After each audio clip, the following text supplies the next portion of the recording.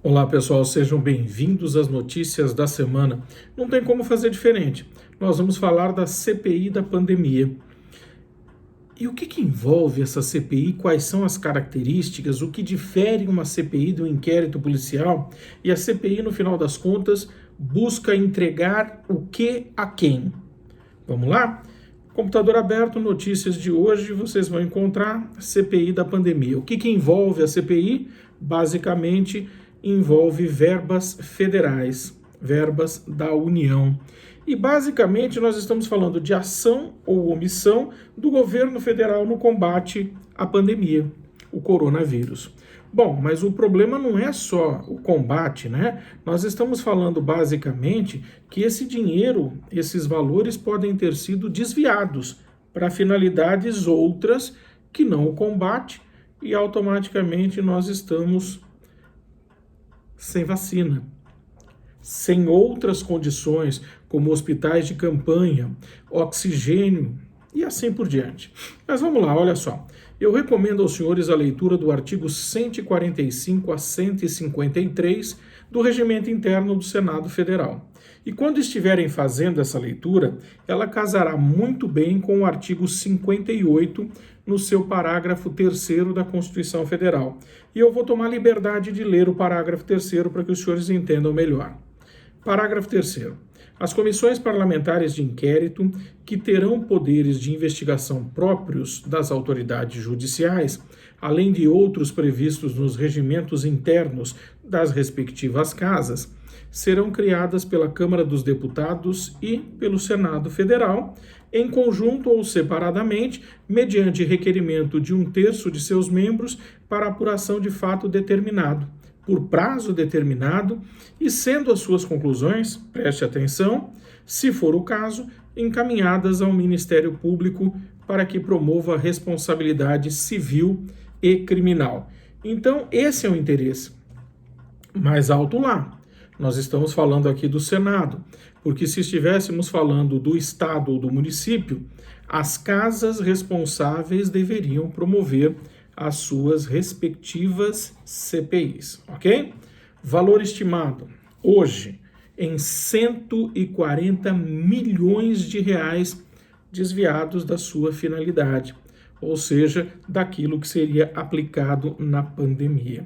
E quando nós falamos basicamente disso, nós temos que estabelecer critérios para uma CPI, para o que seria um interrogatório e para o que seria, por exemplo, a oitiva de uma testemunha.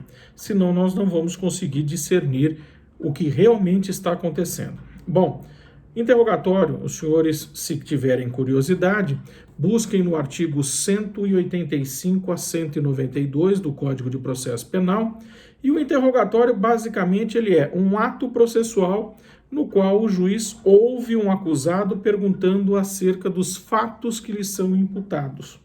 Ponto. Ouve o acusado. Nós não temos um ainda.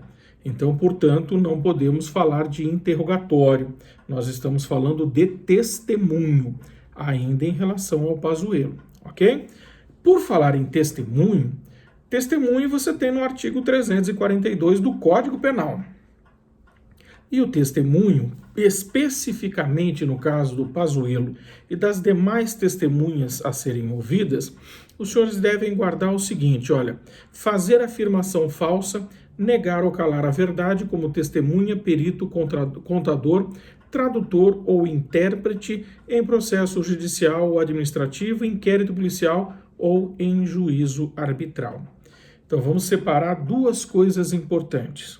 Qual é a correlação do Pazuello e também da Maíra, que amanhã deve estar também prestando o seu depoimento. Bom, a Maíra Pinheiro, ela automaticamente estava na Secretaria de Gestão do Trabalho e Educação, diferente do Ministério da Saúde, bem diferente. Então ela entra amanhã como testemunha. Também, por isso, é bem diferente a questão relativa ao depoimento do Pazuello e dela. O Pazuello pode sair de lá com vários processos e, portanto, o HC se justificava. Da Maíra, nem tanto. E olha só o que dizem os precedentes do STF e do STJ. Olha só. De acordo com os precedentes do Supremo Tribunal Federal e do Superior Tribunal de Justiça, as pessoas convocadas como testemunhas por comissão parlamentar de inquérito têm o dever de comparecer aos atos para os quais foram chamadas, para que prestem esclarecimentos e contribuam com as investigações. Estamos investigando ainda. O direito ao não comparecimento está restrito aos investigados, não se estendendo às testemunhas. O Pazuello, por enquanto, ele entra como uma testemunha, mas tudo indica que sai de lá com diversos procedimentos contra a sua pessoa. Até porque, se nós pensarmos basicamente nesse contexto e pensarmos numa comissão parlamentar de inquérito, a diferença é que eu estou buscando no inquérito o que nós chamamos de indício para poder embasar um processo penal. Quando nós falamos da comissão parlamentar de inquérito, nós estamos falando que nós pretendemos apurar certos fatos determinados ou ligados a irregularidades, a ilegalidades, ou então a má gestão de verba pública. Essa é a grande diferença, a correlação entre um inquérito e também uma CPI. Então pode ter um inquérito policial antes da CPI? Perfeitamente possível, nós já tivemos isso em diversos casos. O inquérito apura, então, o que nós chamamos de indícios que embasam o processo penal, mas a CPI apura a lisura daquela pessoa com relação à administração pública. Perfeitamente possível. Bom, vamos lá. A CPI em si, quais são os poderes que ela tem? Nós já trabalhamos com o artigo 58, parágrafo 3º. Ela foi instaurada no dia 27 de abril deste ano. E o Pazuello, ele comandou a pasta que nós estamos falando aqui, ou seja, a pasta da saúde, entre maio de 2020 e março de 2021. Ele recebeu a pasta da saúde com 15 mil mortos.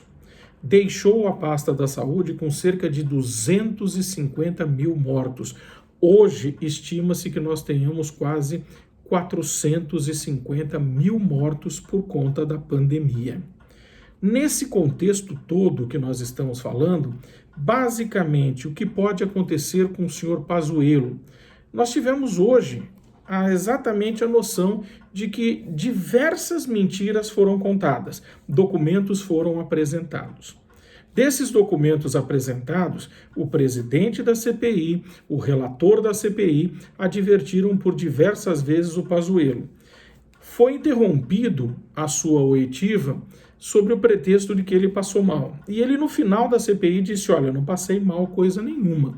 Quem resolveu interromper foi o presidente para retomá-la amanhã, no dia 20. Talvez o que nós estejamos pensando aqui é numa confrontação entre Pazuello e Maíra. E isso nós chamamos em processo penal de acariação. Quem é que pode ser acariado e como isso aconteceria? Lei processual estabelece que a acariação pode ocorrer entre acusados e testemunhas, entre acusado ou testemunha e a pessoa ofendida, e entre pessoas ofendidas. Os informantes também podem ser sujeitos de acariação, vez que só o rol exemplificativo não estaria, então, dentro deste contexto. Os informantes são questionáveis. Agora, olha que coisa interessante. Pazuello está sendo culpado, entre aspas, de quase 400 mil mortes. E a AGU, no HC, ela diz exatamente isso. É injusto permitir que ele entre e seja colocado na parede e depois saia com a perspectiva de uma prisão dentro da CPI por não ter falado a verdade. Olha como ele ainda está como testemunha. Se ele pode se incriminar com aquilo que ele falar sobre a CPI. Constituição Federal, ninguém está obrigado a produzir provas contra si. Então esse é o momento que nós estamos vivendo. Amanhã tem muito mais e nós devemos acompanhar, porque afinal de contas é o futuro da pandemia e o futuro do Brasil. Muito obrigado pela presença de todos, fiquem com o meu mais forte abraço e divulguem as nossas notícias da semana em suas redes sociais. Até a próxima, se Deus quiser.